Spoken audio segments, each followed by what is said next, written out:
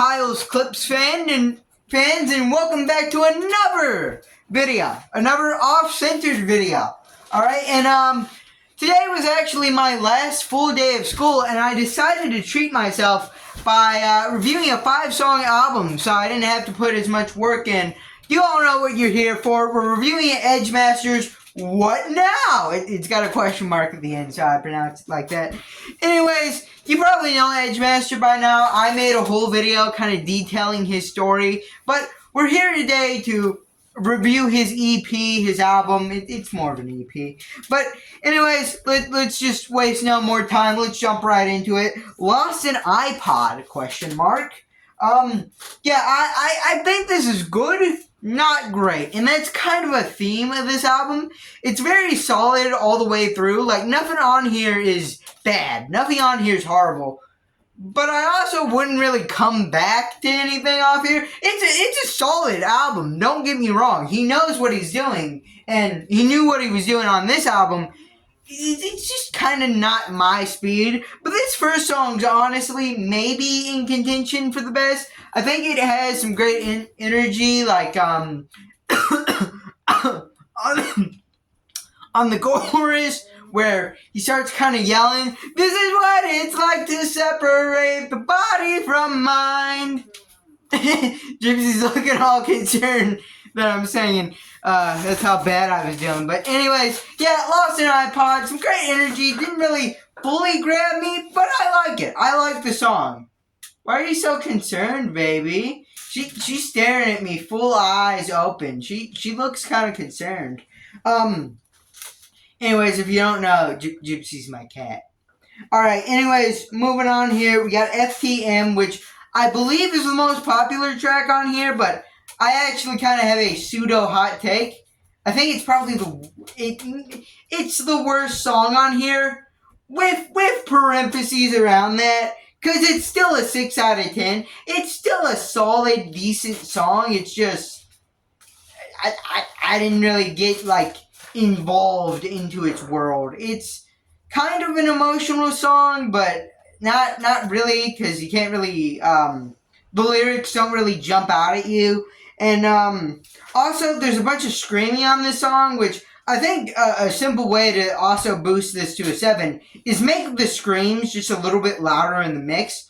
For some reason, they're like a little bit like not loud. They're quiet for some reason, which they're supposed to be screams. They're supposed to be loud. I don't know what happened here. And that's kind of a theme throughout the album. The screams are kind of quiet, but I don't know. Didn't really work on this track.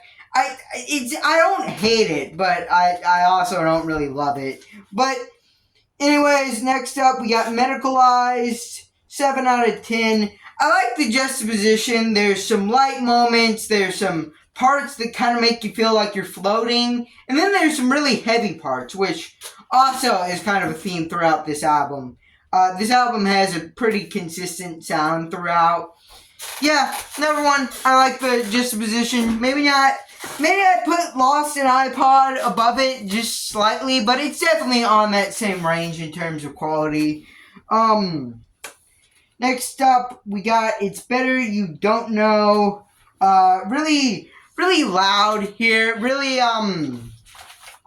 just, loud drums to begin this song off. Really super heavy. And then it kind of just goes from there. It's kind of really vibey. I don't know what else to say, other than it's really about making a vibe, really just slow, kind of, but that's not a problem. It definitely does, like, succeed at creating a vibe. I'm just really not the guy you want to be making that music for, because, I like the heavier stuff. I like Neat's heavier stuff, Pride by Fluoride's heavier stuff, but still, pretty good song, I'd say. 7 out of 10, nothing to be ashamed of. Sorry, I had to do something there real quick. Next up, There Is No Miska, the final track off of this. And you know the last few songs I've been saying they're like very peaceful, very vibey.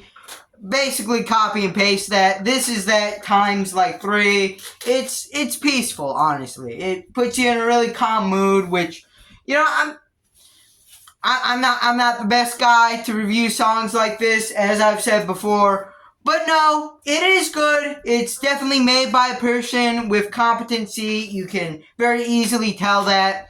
And yeah, it's another one, goes right alongside the rest of the tracks in terms of quality, in terms of sound, kind of too. And to conclude this album, it's not bad. It's just not really for me. I think that's honestly the fairest way I can sum it up.